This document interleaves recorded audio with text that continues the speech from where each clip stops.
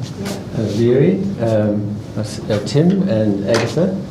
We're presenting Montrose Primary School Gymnasium, which is out in Montrose in the Dandenongs. This is a project that we were thrilled to get because none of us are actually originally from Melbourne. We've all worked for years on Melbourne's basalt plains, and so to work in the hills was a challenge for us and an exciting one. You can see the site here.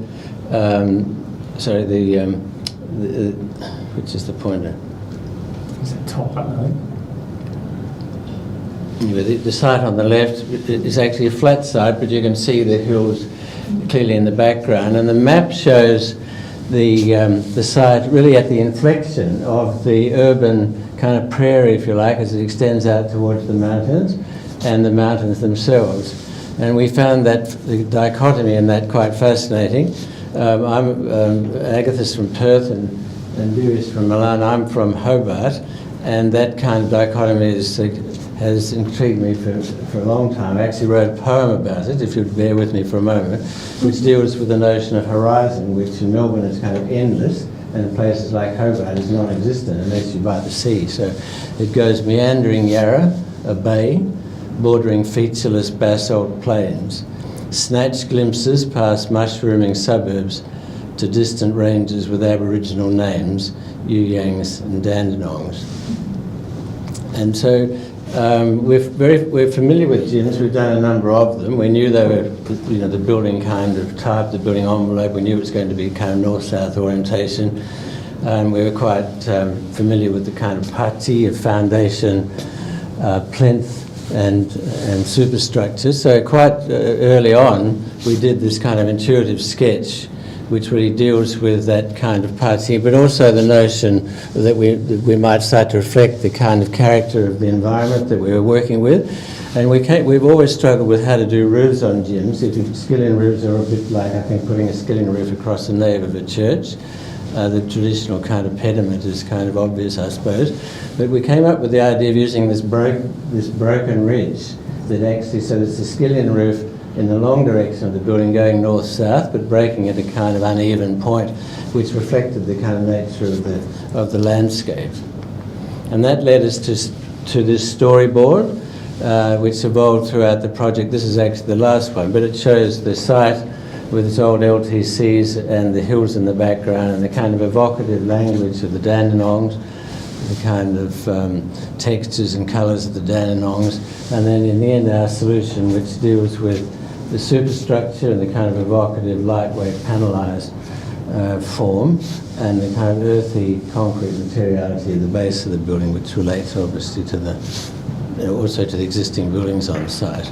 These were some early sketches which developed that same theme of the broken ridge, the form of the building, and also began to look at the idea of a forecourt structure, because we were aware that the idea of putting the building right on the street was becoming a possibility, and that then developed a whole community opportunity together with the forecourt. So we're also, on the basis that it did become a community building, used by the community and the school, we're interested in using it as a kind of a marker, so that within the kind of community, you could see it from the street, you could see it from the highway.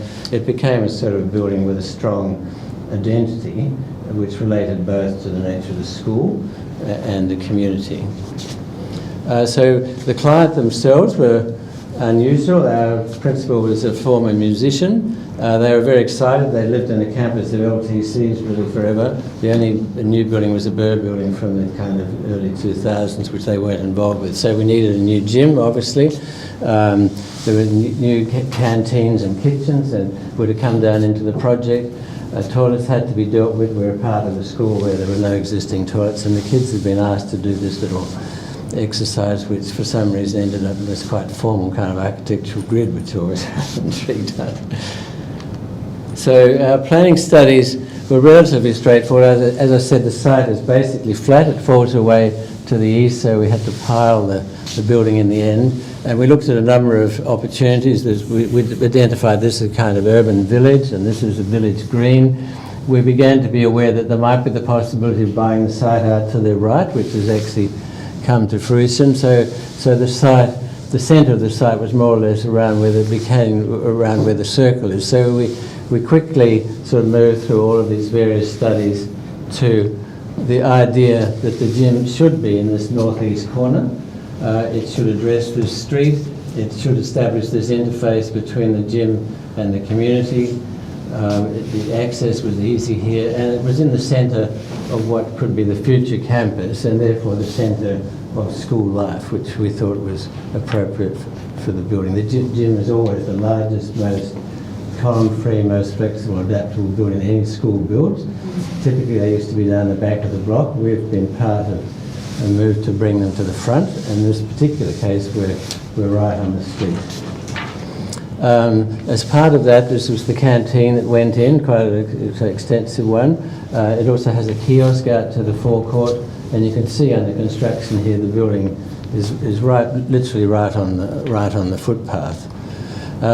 So how we dealt with this forecourt was interesting, because we had, on the one hand, had to address the relationship with the street and the community, provide access to the building and address to the building. On the other hand, it needed the kind of intimacy of environment for the children, because the kiosk is right here. There were kind of informal opportunities within that space, so we enclosed it in polycarb, used the sort of, the delicate sort of timber structure, and developed the forecourt as this kind of interstitial space between the gym and the street. Sorry? Okay, so sustainability, three major issues. The site was also part of a bushfire zone, so the gym had to become a bushfire shelter, cross ventilation from low level to high, thermal insulation, and particularly natural light. We wanted to not have to turn lights on during the day, so we used north-south glazing with Damplon, and you can see the quality of the light is quite fantastic, and big energy savings in not having to turn lights on. Something else which was unique to the project, the school requested we investigate unisex toilets, which actually aren't permitted in the building regulations for a primary school. And Agatha in particular worked extensively with the building surveyor, came up with the idea of fully enclosed cubicles, but with easily drop-off doors in case there are any issues, plenty of space, visibility in from the outside, glass doors, so the whole thing was kind of like a bit of an open space on the corner of the building, and easily oversighted, and it's worked extremely well, and the Minister was out there last week and thought it was one of the best examples he'd seen. The budget, we had about 2.7 million construction costs for this project, but we had a 10% contingency, nearly 300,000. So we had program spaces that had to be delivered and couldn't actually be committed until halfway through construction. So all the blue zones, the store for the community users of the centre, this western veranda facing the oval, and the forecourt landscaping were all delivered during construction. So what we delivered in the end was the competition gym, sprung floor, bleacher seating, time clocks of scoring positions, stores and amenities separately for the school and for external users, and this whole hospitality space in the front here. We worked a lot, particularly Agatha and the client, to double use these facilities. So the foyer became a dining room and a breakout space, the toilets here on the corner addressing the oval. And that's our last slide. I just mentioned that this was Swiss Pearl. We were the first people, I think, to attempt these angled corners coming to a point. I think Very had to get the manufacturer out from Switzerland to... Yeah, we had to work it out. and the original sketch, so thank you.